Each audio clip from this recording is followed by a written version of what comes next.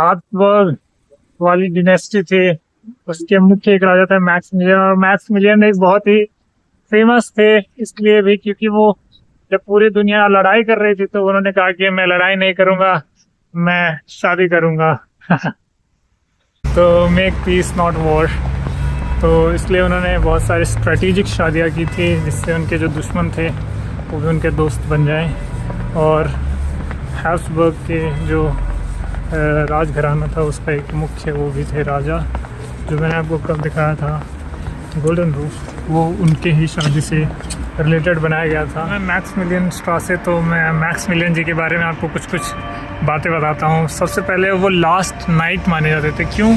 क्योंकि उनके राज्य में उन्होंने जर्मन आर्मी को इस तरह से ऑर्गेनाइज़ किया कि जो नाइटहुड थे, जो मतलब नाइट्स थे जो घोड़े के ऊपर सवारी करके लड़ाई करने जाते थे, उनकी ज़रूरत ही नहीं हुई। इनफैक्ट उन्होंने उसको इन्फेंट्री से बदल दिया, एक ऑर्गेनाइज इन्फेंट्री से। तो नाइट्स की उनके बाद में मतलब उनके जनरेशन वाले राजाओं के बाद में उतनी ज़रूरत ही नहीं पड़ी। उसके पहले जो थे नाइटहुड वगैरह दिए जाते थे, मतलब टिटुलरी टाइटल तो अभी भी दिए जाते हैं नाइट वगैरह का, लेकिन जो एक्चुअल ज़रूरत थी वो बाद में पड़ना ख़त्म हो गई क्योंकि उन्होंने आर्मी को इस तरह ऑर्गेनाइज़ कर दिया। सेकेंड चीज़, उन्होंने एक अपना एक अलग सी ढाल बनाया था, कवच बनाया था, जो उनके नाम पे आज भी जाना जाता है, मैक्सिमिलियन आर्मर। और उन्होंने एक ऐसा यूनिक मटेरियल से उसको बनवाया था कि उसको तोड़ना बहुत ही ज़्यादा मुश्किल था।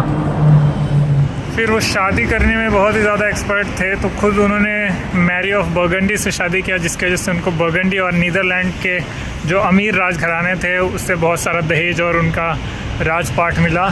और अपने बेटे का उन्होंने शादी करा दिया था एक ऐसी प्रिंसेस से जिसकी वजह से उन्हें अमेरिका और स्पेन इत्यादि के बहुत सारी कॉलोनीज़ मिल गई। तो मतलब शादी कराते थे और दहेज में पूरा का पूरा साम्राज्य पा जाते थे। तो बड़े ही चालाक किस्म के इंसान थे। इन्फ्लुएंसर तो आज आप लोग ने सुना होगा, लेकिन ये अपने ज़माने में मैक्सिमिलियन ही इन्फ्लुएंसर थे। क्या करते थे पता है? जो गोल्डन रूफ है जिसमें हज़ारों, आई थिंक 2467 समथिंग गोल्डन ऐसे टाइल्स दिखाई गई, वो उस एक्चुअल में उन्होंने इन्फ्लुएंस करने के लिए बनाया था। लोगों को लगे कि मैं बहुत ही रिच हूँ, लेकिन लोग जानते थे उनके जाने के बाद भी कि वो थे मैक्सिमिलियन द मनीलेस। मतलब उनके पास इतना उन्होंने खर्चा किया कि पैसे बचे ही नहीं थे उनके राजघराने में। ये तो उन्होंने खाली शो ऑफ के लिए ऐसे नकली बनाया था, वो भी कॉपर प्लेटेड था। और बाद में वो तो पता चला कि नहीं, ये एक्चुअल में इनका जो खाता था वो 0/0 चल रहा था, 0/सन्नाटा चल रहा था। तो ये भी उनकी एक खासियत थी कि वो लोगों के शो ऑफ करने में बहुत ही एक्सपर्ट थे। इनफैक्ट उन्होंने अपनी खुद की एक जीवनी भी लिखी जिसमें उन्होंने बढ़ा चढ़ा के अपनी तारीफ़ें से भर दिया उसको। और ये जो ट्रायम्फल आर्क हम लोग देख रहे थे उसमें भी उन्होंने क्यों बनाया, ये दिखाने के लिए कि देखो मैं कितने सारे युद्ध जीत के आया हूँ और मैं हूँ विजेता, मैं हूँ विक्टर, ये दिखाने के लिए। तो एक तरह से बहुत ही ज़्यादा शो ऑफ, ऑब्वियसली राजा हैं तो उनको शो ऑफ करना ही पड़ेगा, वरना उनकी प्रजा उनका विरोध ना कर देती। तो इसलिए, लेकिन उसमें बहुत ही माहिर थे मैक्सिमिलियन, तो कह सकते हैं मैक्सिमिलियन द मीडिया पर्सन। कैसे भी थे, लेकिन इनका साइंस के प्रति थोड़ा सा अच्छा पॉजिटिव आउटलुक था। तो उन्होंने जो यूनिवर्सिटी ऑफ वियना आज खड़ी हुई है उसके one of the foundation stones उन्होंने ले किए थे और उसको एडवांस और मॉडर्न साइंसेस के लिए काबिल बनाया था।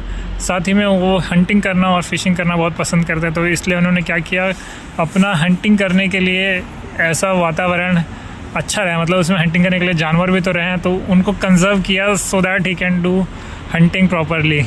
तो पहले सारे जानवर और फिशेस, एक तरह की फ़िश भी है मैक्स द ट्राउट, वो वाली फ़िश उन्होंने उसको लेक्स में बना के रखा ताकि जब वो फ़िशिंग करने जाए तो उन्हें मछलियाँ तो मिले, वरना खाली खाली लेक कैसे लगेगा, उन्हें बोरियत होगी। तो इसलिए उन्होंने अपने ही फ़ायदे के लिए, सेल्फिशनेस के लिए सही, लेकिन कंजर्व किए काफ़ी सारे एनिमल्स जो बाद में वो हंट कर सके।